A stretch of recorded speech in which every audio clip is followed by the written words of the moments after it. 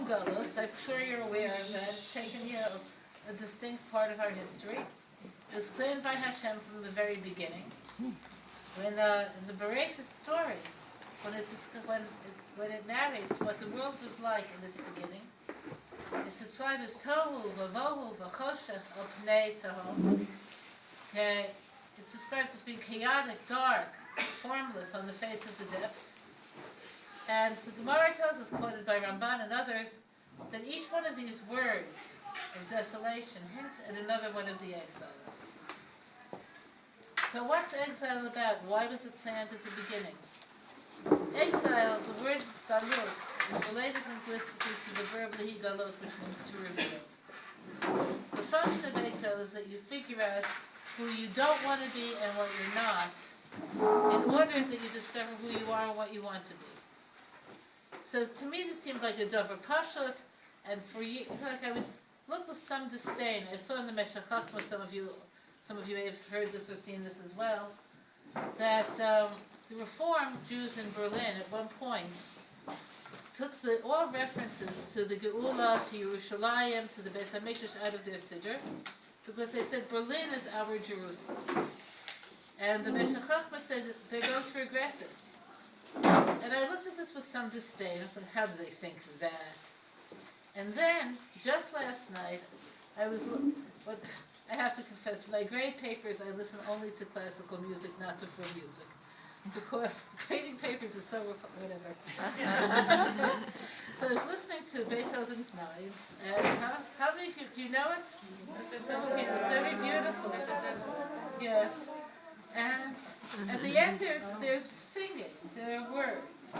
And I never paid much attention to this. I always assumed, I shouldn't be listening to this, this must be something like clerical. So let's just ignore this, I don't understand it anyway. But I decided I'm going to find out how bad is it, what are they really saying? It's so beautiful, it wasn't Christian at all, it was delightful. It was like, reach out your heart and love the millions, okay?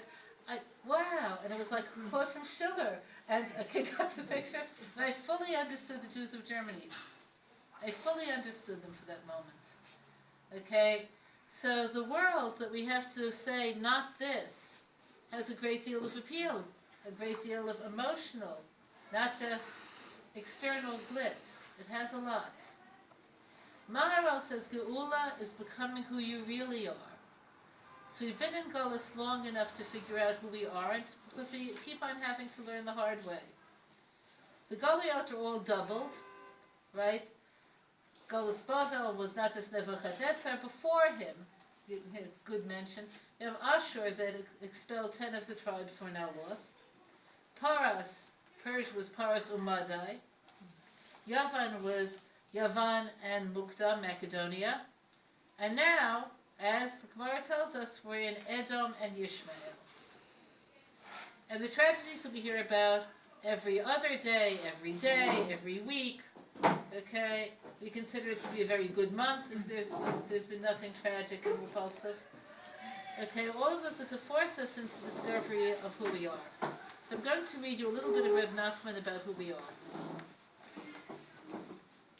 So for those of you who have a great need to know Likutei Moharan, okay, I'm reading you now from Torah, a moment, from Torah Samach Vav. Okay, let me just get to the right place. Samach Vav, or is it Samach He, which is it? It's Samach He, not Samach Vav, excuse me. Okay, so he says, he gives us a parable, and the parable is very engaging and beautiful. He says, and know that there's a field, and in this field there are trees and grass, and they're very beautiful and pleasant. And the beauty of the field is indescribable. And these trees, these various forms of grasses, are really neshamas. The neshamas are holy and they grow, and some of the neshamas in the field are naked, and some of them are blown out of the field, and they're waiting for rectification. They want to go back to their place.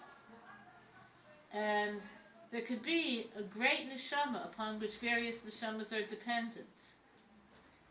And sometimes the tikkun will come, in the course of life, and sometimes only through death.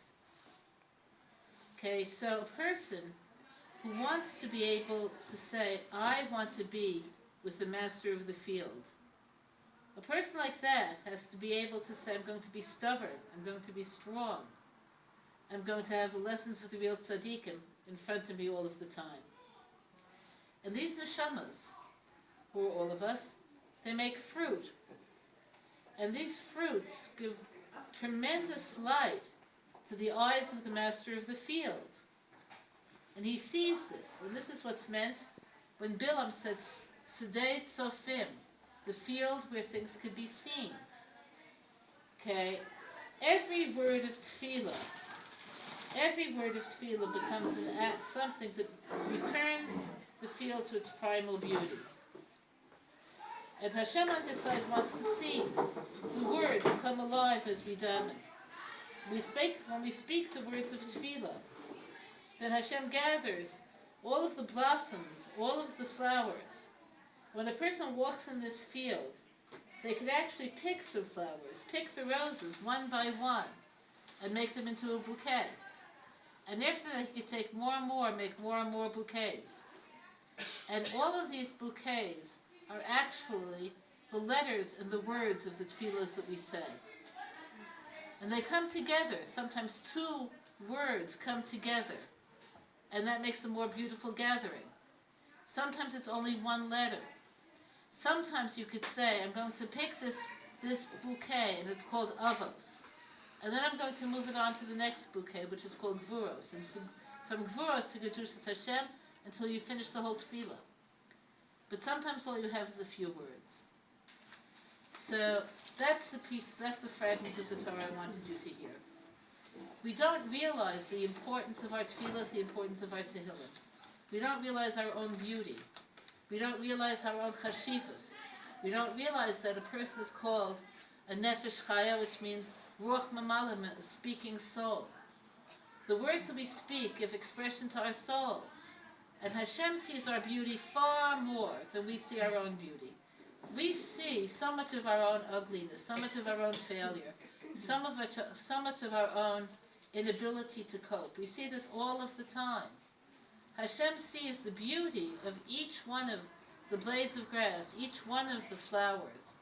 And this beauty is articulated through the words of tefillah. So when you ask what's so special about Tehillim, so the word Adam is actually an acronym for Adam, David, Mashiach. It spells out the word Adam. What do these three people have in common? What does it have to do with us?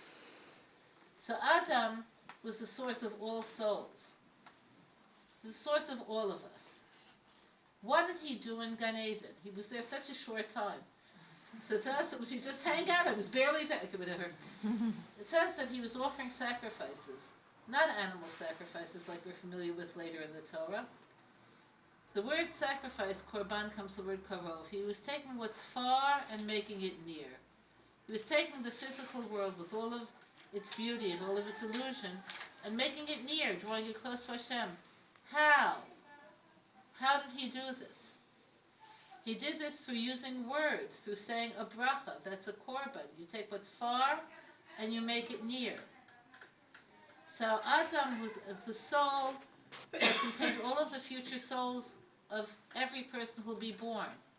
In the Zohar Kodesh they say, derech remez, the same way the human body has infinite pores and tiny little hairs that you could barely see.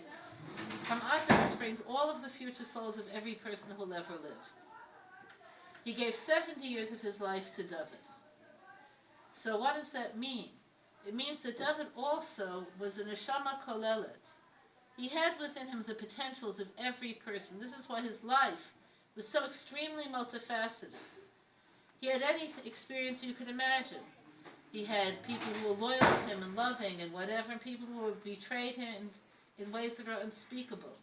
He had deep love of people who were close to him, but he also had, again, Avshalom and various other tsaras within his own family. Okay, one of the things that united all of the aspects of David's personality was what? was what we'll call now Geula. Geula is the ability to be yourself. He was always himself. And who was he? He was a Mavakesh Hashem, which we all are. We all want Hashem. We all want the source of all goodness. This is what Geula means. So when you pick up a Tehillim, even randomly, David doesn't always say, well, today was a great day, and yesterday was like even better, and you hear it, you hear the pain. But these Tehillot end with, but I trust in you, but I love you, but you deal well with me. Why? Because that's the truth. Not because it's a good way to end it, but because it's the truth. Part of being in a neshama kolelet could be seen with the last letter of the acronym, Mashiach. So the Gemara says that part of the process of redemption is knowing Mashiach's name. Does that do you any good? Is it okay, everything's so great, just figure out his name? No. So, like, if Mashiach is the name of a nut store in Geula. Okay, but, so, like, I still remember once I was there, I didn't notice the name of the store, just bought some nuts, and I gave the woman behind the counter a big bill. I said, I don't have change, but wait a minute, Mashiach will soon be here. Okay. You gave it the right note. Okay, yes. This happened to once in South Africa. So I said these words, Mashiach will soon be here. From the stage, so this little old lady who couldn't find the front entrance came in, with her little pocket. It was so anticlimactic. It was beautiful. Okay. So we're talking about Mashiach and his names. So the Gemara presents us with a selection of possible names. One name is Chizkiah, another name is Menachem, and then Rav Shilo says his name is Shiloh. And then Rav Ami says no, his name is Ami. And then a conclusion the Gemara has is he's called Bar Napli, which means the miscarried child, the miscarried son. What's this machloket about? Maharal explains it. The first two names are fairly evident. He's called Chizkiah because we're so weak. How many of you really feel weak and overwhelmed? Be honest a minute. We're so weak. And as the Geula comes on, we get weaker and weaker and weaker. Is that not so? And that's part of the plan. Because it says, before Mashiach comes, we're going to be able to say sincerely, we have nobody to turn to but Hashem. Okay, clear? Yet we get weaker and weaker, things that we looked up to and idealized. It says this in the Gemara, monetary systems, political systems. Do you realize we're having an election soon? Does anybody think it really makes a difference? I mean, it's just like, okay, whatever. So, we become weak, so Mashiach will give us strength. Another name, which in some ways is deeper, is Menachem. We don't understand a lot of things. Is that true? There are so many things that pass over us in life that we try to live with, and we try to have simcha in them because we know Hashem does everything for the good. But in the end, we don't know. Mashiach will reveal to us all of the unsolvable riddles, and that will comfort us. But then Rav Shilo says his name is Shiloh, and Rav Ami says his name is Ami. What's that all about? So I want to tell you, because this is relevant to us. Everybody has a redeemable spark, a messianic self, a self that wants Geula, a self that wants to be the highest self, a self that wants to be in the Sada and say the words and make a connection to Hashem. Everybody has that. Everybody will feel understood by Mashiach. Will say, he's like me. Rav Shilo will say, he's like me, but not the Rav Shilo in the lesser self. The Rav Shilo who's deep on the inside, but that he'll recognize as uniquely himself. Ami will say, he's Ami. He's like me. Okay. But finally, and this is where we are right now, he's called Bar Napli, the miscarried child. What does that mean? When a woman is pregnant, she looks forward to giving birth to a healthy child at the end of 9 months, but it doesn't happen sometimes. So there are so many times when we thought Mashiach is going to be here this minute.